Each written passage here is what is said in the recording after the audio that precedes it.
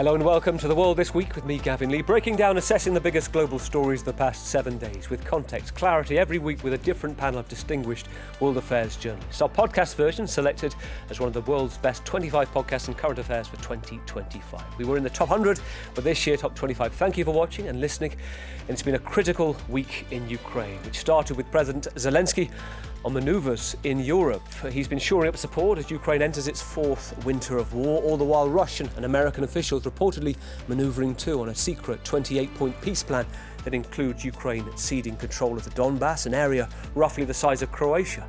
And that includes slimming down its military. There's been pushback from European allies. The French foreign minister said it amounts to capitulation.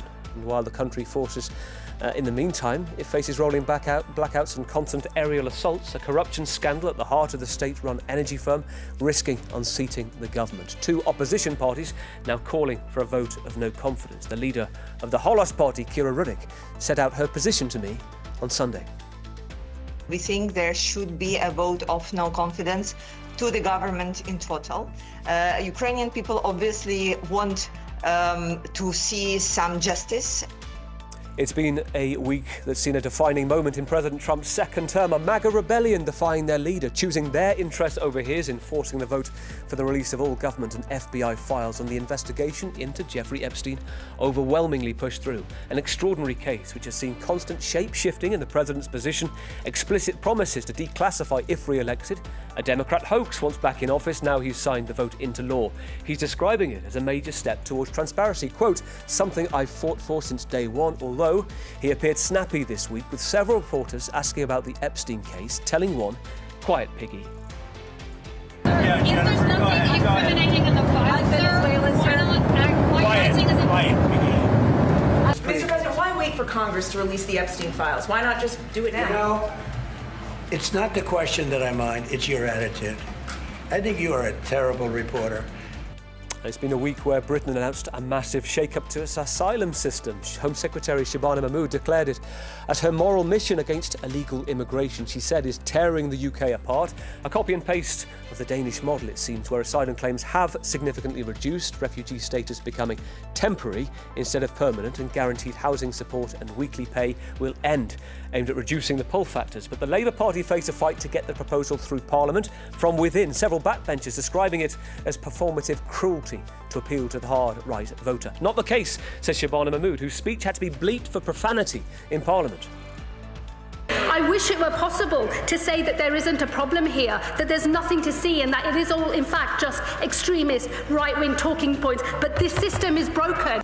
And it's also been a week where the military regime in Mali has dismissed reports that the capital, Bamako, could fall in the face of a jihadist threat, while relations between Tokyo and Beijing have soured dramatically since Japan's new Prime Minister, Sani Takaichi, suggested a Chinese attack on Taiwan could prompt a Japanese military response. Cue diplomatic insults, threats, amplified nationalist sentiments on both sides. Hopefully, tonight, peaceful relations, not too many insults in the studio, but you never know. Let's meet the panel tonight. First, we start with Richard Worley. Good evening. Europe correspondent for Switzerland's most widely read newspaper, Blick. Good evening to you, Richard. Author, too, of a new book, C'est Amérique qui nous déteste, This America That Hates Us. Pleasure to have you with us, Richard. Thank you. Let's get a sense of your new book and what do we learn? You learn about what the American MAGA really think about Europe. As you know, I was for quite a long time in the US last year, covering the campaign trail of Donald Trump, and I returned this year with one goal, trying to understand what is behind the MAGA movement and what do these people think, those who vote for Donald Trump, think about Europe. And the reason why I decided to write the book, and I realized that now Europe is becoming the target. We Europeans are targeted. For Donald Trump, for J.D. Vance, we are seen as weak, no value, no defense of Western values. So they want us to be on their side. They want us to be not their allies, but kind of their, I would say, hostage. And this is no armchair book of somebody writing from a distance. You've been there. When you talk about meeting the story, you have to get to the story. You've been inside at one point. I remember J.D. Vance's old house. True. I want to mention something else to you, because a note for those watching The World This Week. Last week, we joked that Nicolas Sarkozy had come out of prison, was going to release his Christmas memoirs this Christmas. It was a joke, turns out. He has. So this is The Prisoner's Diary, Le Journal d'un Prisonnier, released December the 10th. He hasn't missed a beat there, has he? Well, I think the justice system in France has made somebody very happy, the publisher of Nicolas Sarkozy, because clearly the Journal d'un prisonnier, the prisoner's diary, it may be a bestseller for Christmas. Let us remind that Sarkozy spent only 3 weeks in jail and in very specific conditions. He was not at all a normal inmate. He was in a single cell. He had 2 police officers by his side. He did not meet any other prisoners during his stay in the Prison de la Santé in Paris, but nevertheless, he found enough information to write a book. I'm not sure the judge and I'm not sure the justice system will appreciate. Keep in mind that he's having this appeal to take place in around March, somewhat, and he may have to go to jail if he's condemned again. We will find out too whether it's ghost written. Yours certainly wasn't. Richard, great to have you with us. Let's also bring in Laura Kaeli, defence correspondent for Politico Europe. Great to see you tonight, Laura, too. You've been looking at something very interesting this week. This is the Russian threat to France, denied by the Kremlin, but it's the top military general. This is Fabien Mandon, who's warned to prepare. His words of warning have ruffled feathers.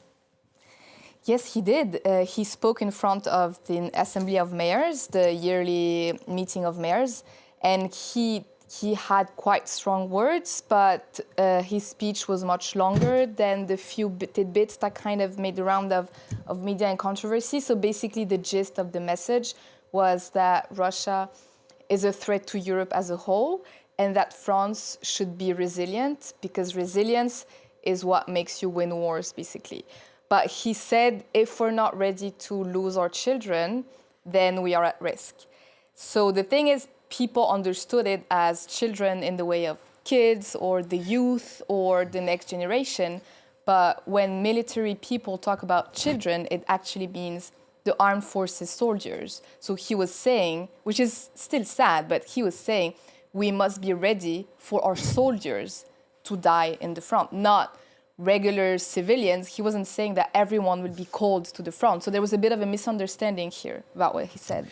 It's been picked up. There's a lot of hot water from politicians on the left and the extreme right as well. This is alarmist, but it's not too dissimilar a few months ago from Mark Rutte saying, unless you sort yourselves out, you'll all be learning Russian soon. Yes, but I guess French politicians don't listen to Rutte as much as they listen to French generals.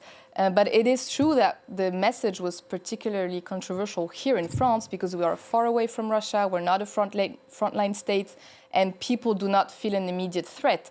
If the same speech was given in Sweden or Estonia, like no one would budge, and they are already readying for war and for resilience and for civilian also resilience.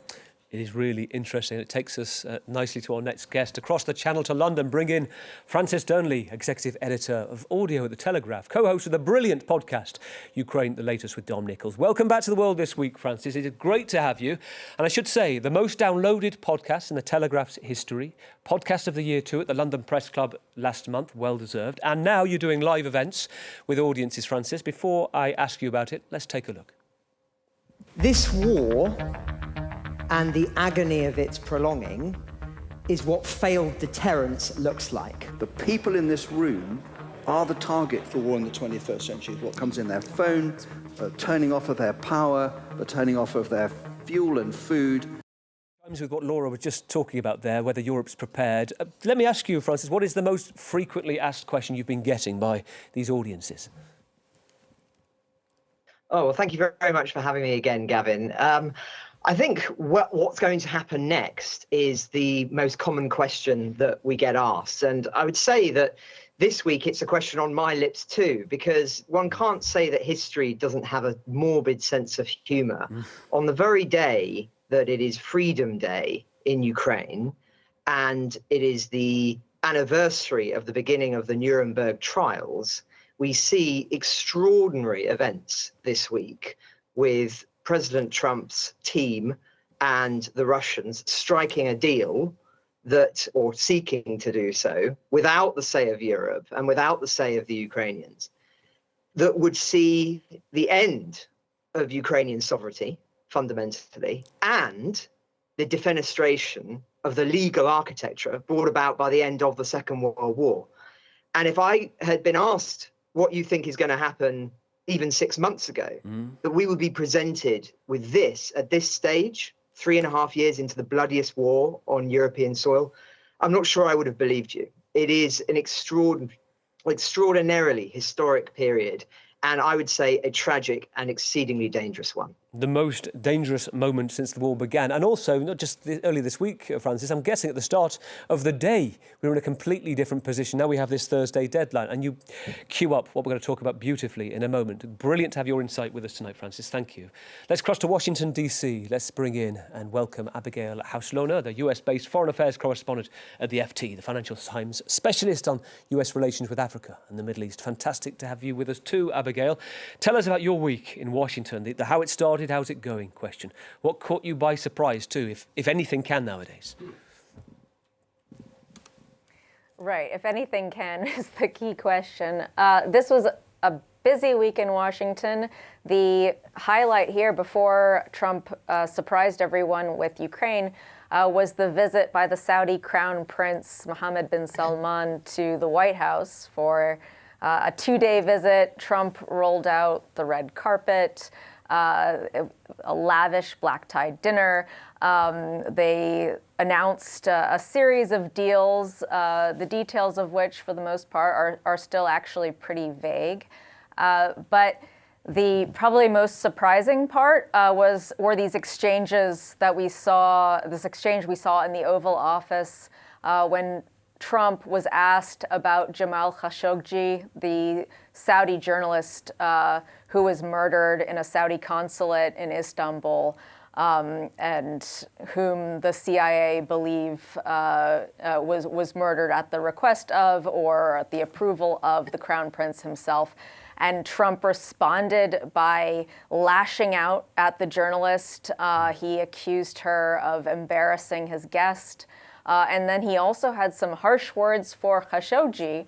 And remember, the CIA made this killing occurred during Trump's first term in office, and the CIA made these findings then as well. But Trump said, that MBS knew nothing about it, and that Khashoggi wasn't a very well-liked guy. Very interesting. Things happen, I think, was a quote as well, wasn't it? I'm very looking forward to hearing your thoughts. Also, this bizarre conversation that seems to have kick-started peace attempts in Sudan because of the conversation between those two men. I want to get the panel's thoughts on that as well coming up.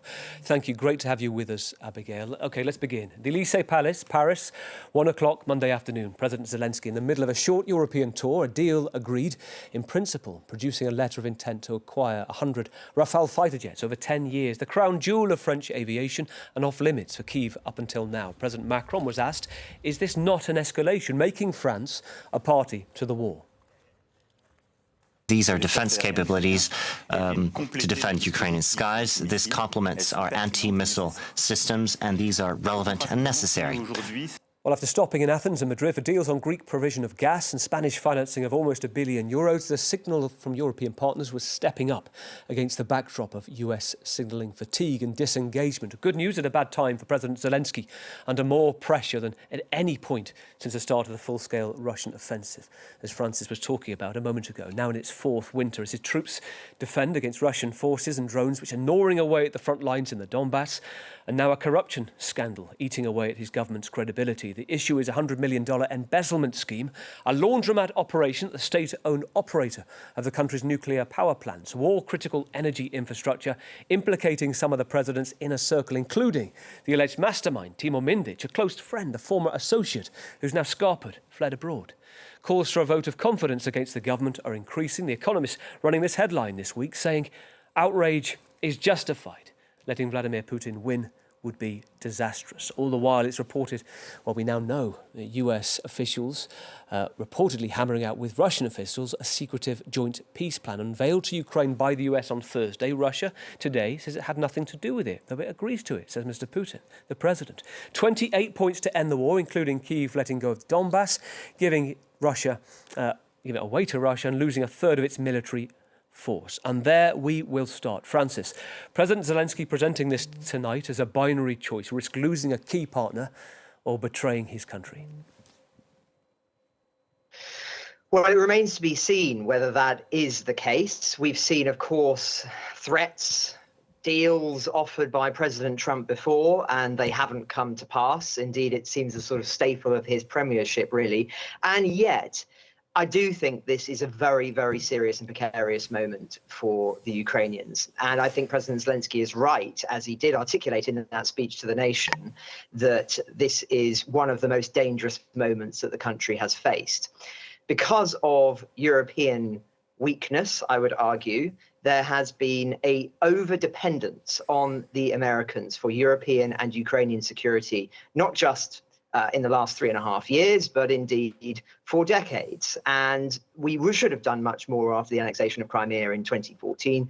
We did not. And as a consequence of that, the Americans still have considerable leverage with regard to the weapons that they provide, the intelligence that they provide, not only to the Ukrainians, but to us. And that is why, unfortunately, despite this peace plan, which, as you say, is horrific for the Ukrainians and for anybody who believes that there should be a just end to this war, European leaders feel obliged to not say what they want to say, which is that this is an outrage and it's dangerous for the Ukrainians and it's dangerous for them. And that is because they are overly dependent and overly extended when it comes to the Americans. Now, one has to hope that they do have a long-term strategy and that they are simply preparing for the worst case scenarios and trying to buy time by not criticizing President Trump's actions, including this one. And yet it's hard to be optimistic when we have seen again and again and again European opportunities to carry out more decisive action and have chosen not to do so. So it's a very, very worrying time, Gavin. But I would say that this peace plan, if we can even call it that, would have massive ramifications, not only for Ukrainian security and sovereignty, but for ours in Europe. It would see the end of an independent country in the center of Europe, Europe's largest country in the form of Ukraine, and there would be no allowance for European soldiers to be stationed there to secure it from another invasion. That, I would argue, alone, and there are many other worse aspects of this, would be extremely serious, and it should be a non-starter as a consequence. OK, you raise a couple of really extraordinary points there. I'm going to mention one of them first to Laura on the issue of Europe being frozen out on this. Allies, some are raging as a result. We heard from Jean-Noël Barrot, the French Foreign Minister, saying this is a capitulation, a peace deal like this. Perhaps more diplomatic from Ursula von der Leyen, saying essentially that's nothing about Ukraine without Ukraine. What's your take? And it shows again that since Trump came to power, Europe is completely sidelined from negotiations, if we can call it that, between the US and the Russians. It's not the first time. A few months ago, there were also kind of hopes of a peace deal but it was also negotiated without the Europeans.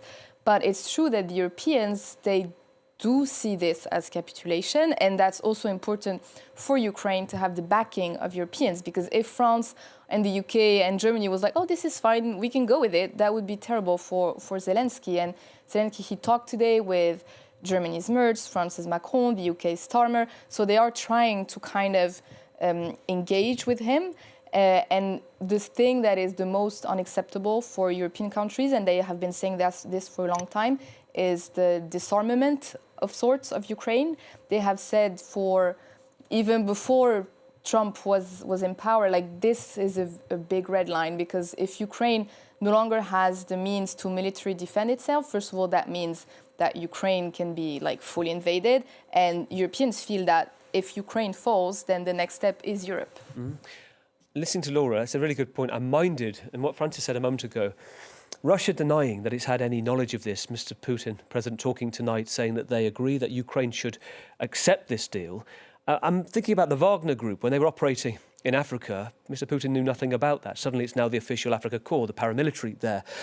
The suggestions are from Axios and others that Steve Witkoff, Mr. Fix-It on Foreign Affairs, was there with his opposite number in Miami on a number of nights, Kirill Dmitriev.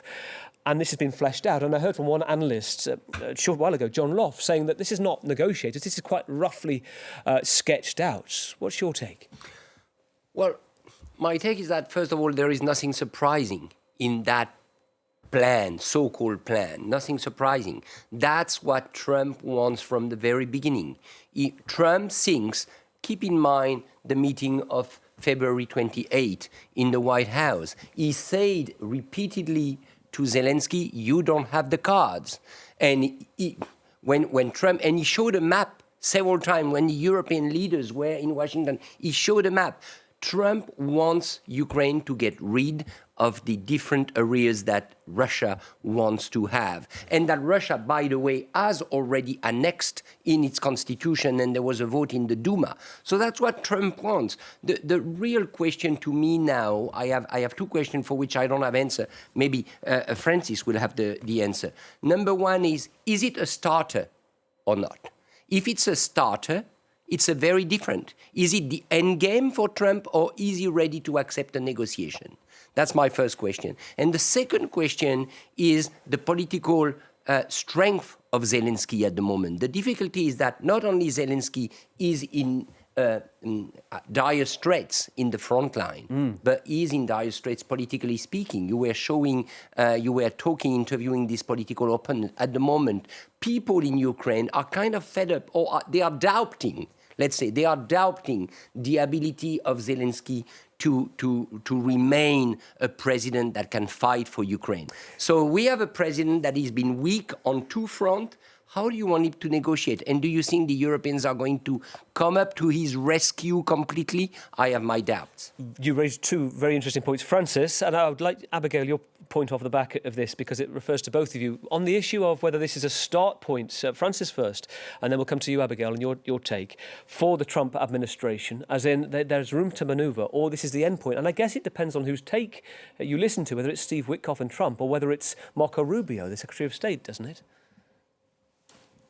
Indeed. Well, if we're to base this proposal on previous Trump proposals, such as the minerals deal, there were various incarnations of the minerals deal before it was eventually signed by the Ukrainians that were far, far worse from Kyiv's perspective than the one that was ultimately signed. So I think you can say, and we've seen it, of course, in the Trump playbook with the tariffs and towards other countries around the world, that often the first proposal is not the settled agreement. And yet I do think that this is so far from what Europe could accept, not least the Ukrainians, that I don't think it is a starter. I don't think it is a point for discussion, many of those points that frame it. And yet I do think that we should expect the European leaders and the Ukrainians to say, yes, we want to talk about this, because the thing they've got to avoid now is Trump actually cutting off weapons support and intelligence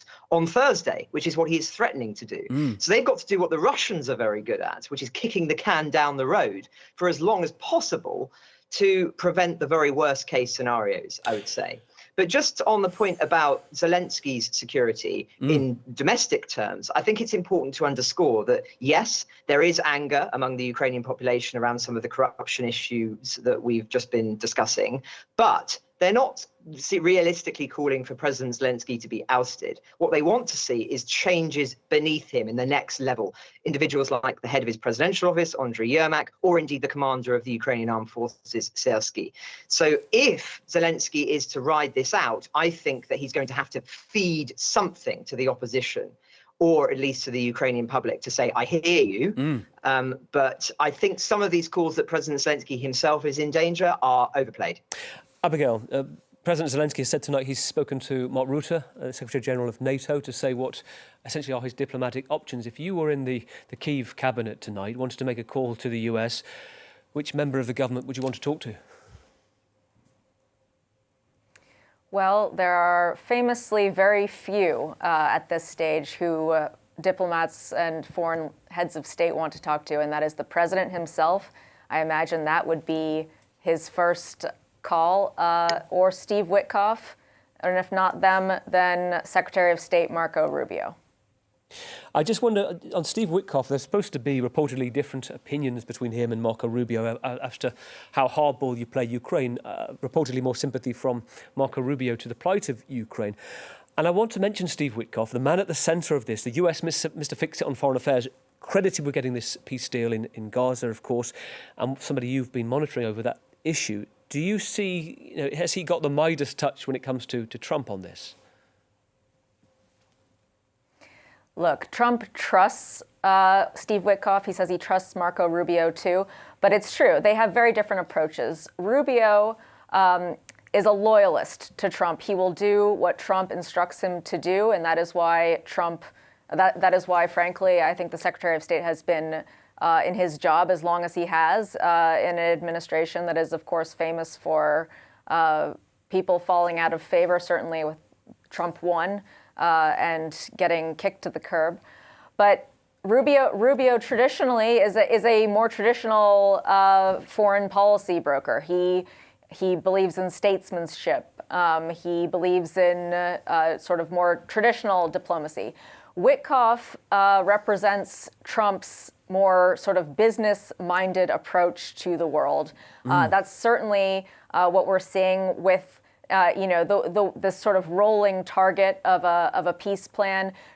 Trump and Witkoff, by extension, tends to approach wars, this idea of resolving different conflicts, including in Ukraine, including in Gaza, as a negotiation, like a business negotiation. And so you come out tough on, both sides, sort of irrespective of who, the Europe and the United States traditionally would see as, at fault, and to sort of bully or push both sides into a compromise with the aim of ending the war. Again, another driving thing for the president is this idea that he can have a list of wars that he has ended and that he can pick up the Nobel Peace Prize at the end of next year. Hence this manual kind of speeding up and giving this deadline of Thursday to try to get this done. Francis, talking of the Midas touch, you touched upon it a moment ago. The Ukrainian press are calling this the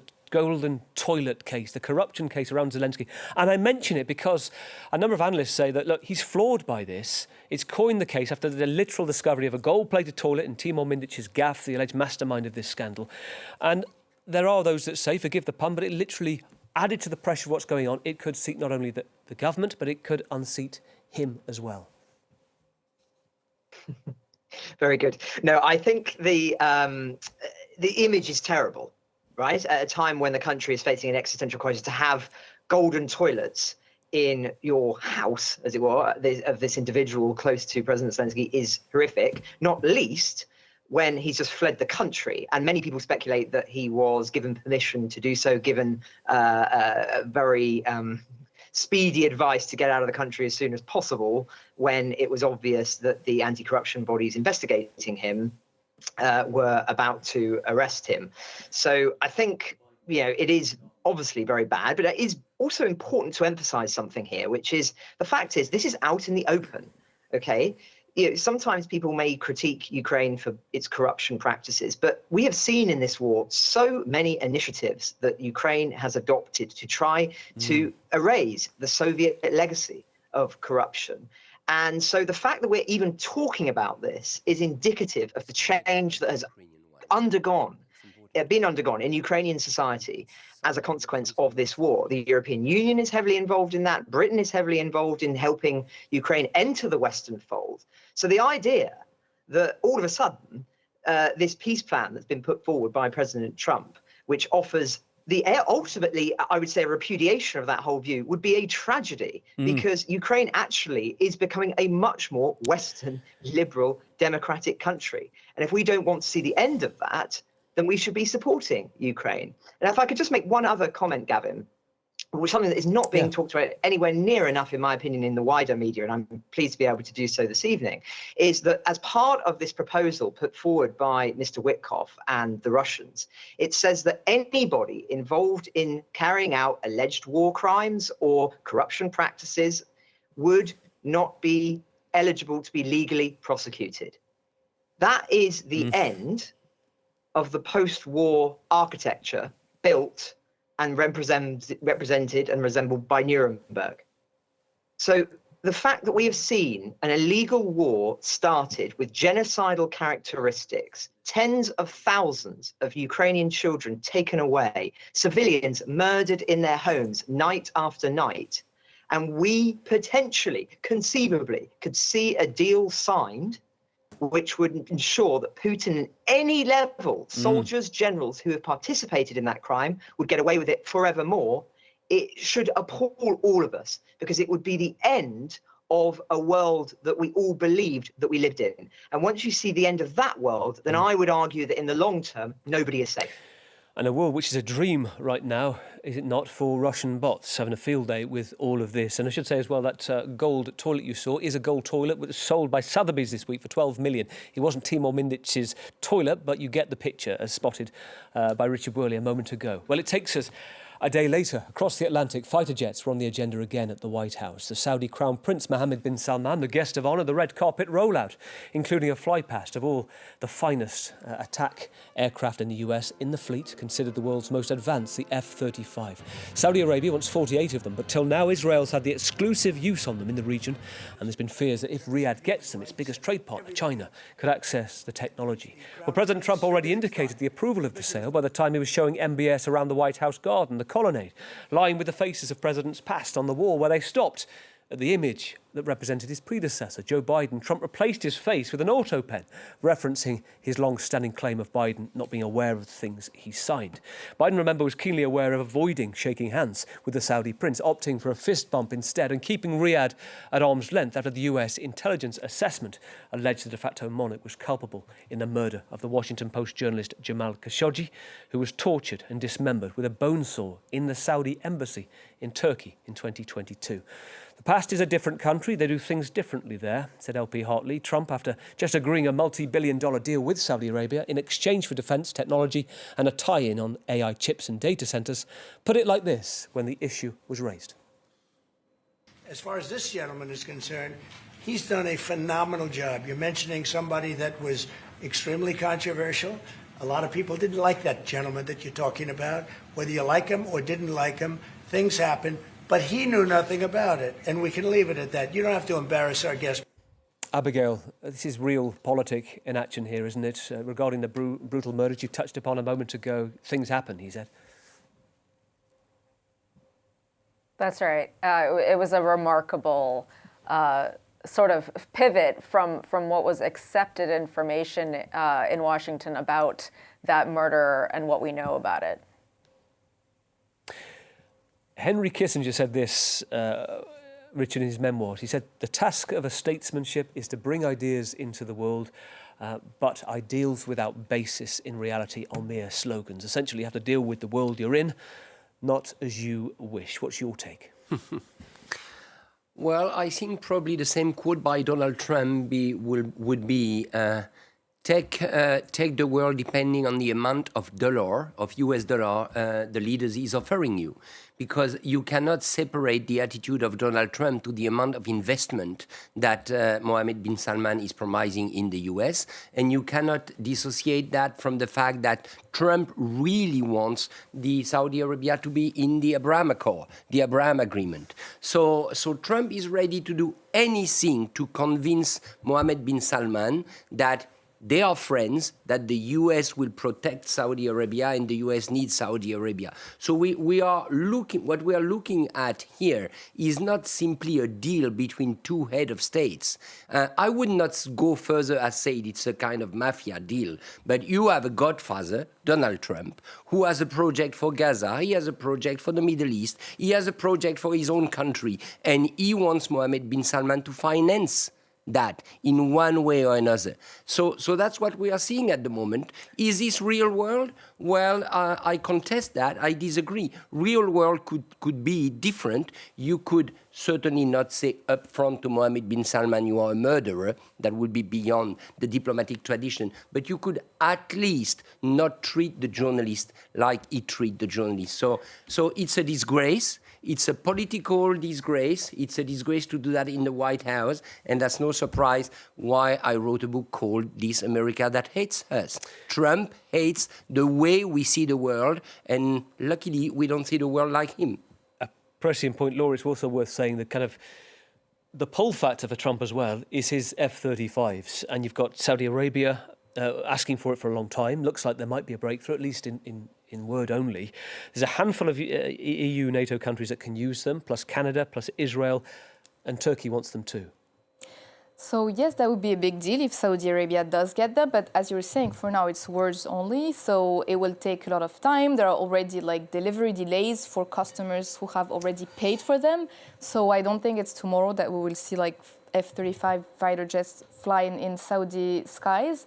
But it's true that if they do arrive in Saudi Arabia, that will rebalance a bit the military landscape in the Middle East, because the US and Israel, they had kind of a deal that they would sell weapons and Israel would retain what they call military edge. So for sure, that's not news that is welcome in Israel, and that would rebalance a bit. And as you were mentioning earlier as well, there is a fear that Saudi Arabia having a defense deal with China, then China could come and look at the aircraft and kind of have a closer look, in the same way that when France sold Rafale fighter jets to Serbia, there was also this fear, since Serbia is close to Russia and China, that they could come and look at the technology. But more than the F-35s, the United States also decided to make Saudi Arabia what is called a major non-NATO ally.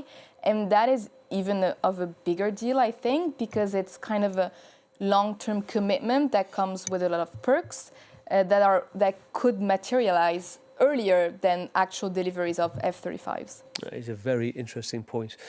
Well, meanwhile, about half an hour's walk from the President and the Prince at the White House, in the lower house of Congress on Capitol Hill, Democrats and Republicans were voting for the release of the Epstein files, all the records held on the late convicted sex offender, and they voted overwhelmingly for it, 427 to 1. It sped through the Senate by the afternoon. By the next day, President Trump signed the bill to release the files within 30 days. Laura's colleagues at Politico in Washington ran this headline: Trump signs Epstein bill that he wants laboured to kill. And it was his party, his MAGA acolytes, who wanted them released. Just days ago, Marjorie Taylor Greene, the Republican congresswoman for Georgia, long-time loyal Trump ally, was called a traitor for pushing for the vote. Her core claim is a debunked QAnon theory that a deep state, a secret cabal of satanic paedophiles have been running a global child sex trafficking ring, and believe the Epstein case unlocks the truth. While standing with the victims of Epstein, she told reporters that Trump's actions were tearing MAGA apart. This has been one of the most destructive things to MAGA, is watching the man that we supported early on, 3 elections, for people that stood hours, slept in their cars to go to rallies, have fought for truth and transparency, and to hold what we consider a corrupt government accountable. Watching this actually turn into a fight has ripped MAGA apart. Abigail, to look at the Republicans first and look at the Epstein files, I'll mention to Richard, but for you, is this the first sign of dissent we're seeing in the Republicans, MAGA fragmenting? What's your take from where you are? No, we've seen a few glimmers of this so far, but we've seen some Republican dissatisfaction with tariffs, for example, with the hits that individual states have gotten, farmers, for instance, the auto industry, when lawmakers' constituents feel that they are being negatively impacted by Trump's policies. We've also seen some murmurs of dissent around Gaza, around generally, U.S. support for other countries, as in it's not just Europe, but also this idea from some that the U.S. gives too much support to Israel and certainly to Ukraine. But the Epstein files are unique in that they have really highlighted this wedge in the party. You have a lot of people, ordinary Americans, not in Washington, who consider themselves part of the MAGA movement, who have been deeply invested in finding out what is in these documents, and they feel betrayed by the president to an extent that he hasn't released these in full, and Democrats have also really seized on this as an opportunity. They've seized on this as an opportunity, Richard. How significant do you see this for the case itself of Epstein and the transparency around it? Well, I would say it's a matter of trust and results. Why I'm saying that? It's a matter of trust for the voters. Do they still trust Donald Trump? And when they see that he may had some link, and he indeed had some link with Epstein, and if his name surfaces in the files that are to be released, probably the trust is going to be the key word. But let's look also at the results, because the very same voters, they are the same person. The one who dislike Trump links with Epstein is also the one who goes to the grocery store and the supermarket and see the result of his economic policy. So what has to be seen now is whether these MAGA voters will consider that Trump results, the outcome of his administration, are enough, positive enough to compensate the misdeeds and his behavior with Epstein. That being said, so far, nothing incriminating has surfaced as far as the Epstein files are concerned. And it's probably worth saying, Francis, probably battling or even dominating Ukraine for headlines in the UK is the face of Andrew Mountbatten. If we look at the events there, I think it's fair to say that his downfall from Royal has probably heightened the appetite in the US for transparency. Indeed. And I think also we should factor in here the fact that when President Trump does have these kind of domestic issues, that it impacts his foreign policy. And I would wager there is a part of President Trump's mindset, which is it would be rather helpful to distract the world at the moment and the domestic press by throwing the dead cat of a Ukraine peace proposal plan at us all and then setting a deadline for Thursday. It does scream of that kind of political opportunism. But yes, here in London, it's been an extraordinary few weeks with the loss of Prince Andrew's title, or formerly Prince Andrew's title, and him becoming a commoner, just like you and me. Extraordinary. I don't think anybody of us would have predicted that when this scandal first broke all of those years ago. Speak for yourself, Francis. Let's go to Soweto, South Africa this weekend, the biggest international moment for the country since the World Cup, the biggest gathering of global leaders since the funeral of Nelson Mandela, a G20 summit, the first for an African state, the yearly meeting of the largest economic nations, those emerging too, except three of the leaders, notable by their absence, President Trump, Xi and Putin, with Trump saying it's a disgrace being held in South Africa. Abigail, this goes back to allegations of human rights abuses and alleged white genocide, say the White House, debunked by fact-checkers and police in South Africa. What's your impression of why the Americans are boycotting? And what's behind it? Right. Well, there's a couple of themes here that might be feeding this. One, as you mentioned, this White House has had a big issue with South Africa since Trump returned to office. A lot of that, appears to be linked to Elon Musk, the tech mogul, richest man in the world, who was a close aide to Trump during his first couple of months in office. Musk is South African by birth, a white South African. Musk had been agitating about his perception of the South African government's discrimination against white South Africans. And then we heard Trump start repeating this mantra and really getting on the wagon with this, trying to push some sort of policy. And we saw a big division between the South African government and Washington, huge tensions that remain. Also, another big factor in this was South Africa's support, of course, or leadership of the case against Israel for war crimes in the International Criminal Court. Another thing that I think could be at play here is again, this is an administration that has a very transactional approach to the world. Trump does not like these sort of traditional mechanisms for diplomacy and international organizations. And so I think that's also part of the resistance to taking part in this. It's a good point. Briefly, Richard and Laura, 30 seconds each on this. Let me ask what you're making of President Macron's Africa trip. He's at the G20, he's Mauritius, South Africa, Gabon, Angola for 5 days, 4 countries. A positive legacy push. He's got 18 months left of his term. Is it useful for him, do you think? I think that's a no-impact African tour. He cannot have an impact. He's not in position anymore to have any impact. He may say whatever he wants. Emmanuel Macron is weak now, and especially French influence in those countries, except maybe the Mauritius Islands, are very low, I would say. It's not significant. So I would not say he's doing geopolitical tourism, but we are close to it. Laura? Yeah, he's escaping the local and national turmoil because we might not have a budget. The 2 coming days are crucial in knowing if France will have a budget.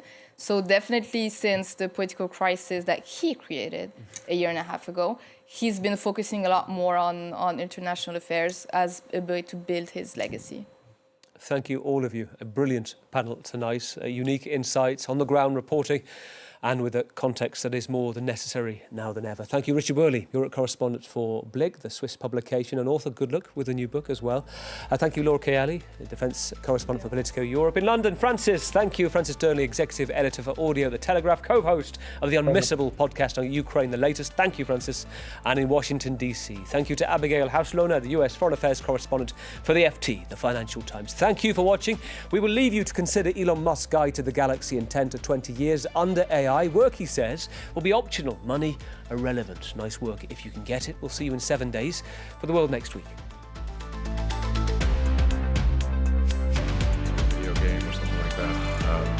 If you want to work, in the same way, like you can go to the store and just buy some vegetables, or you could grow vegetables in your backyard. It's much harder to grow vegetables in your backyard, but some people still do it because they like growing vegetables. That will be what work is like.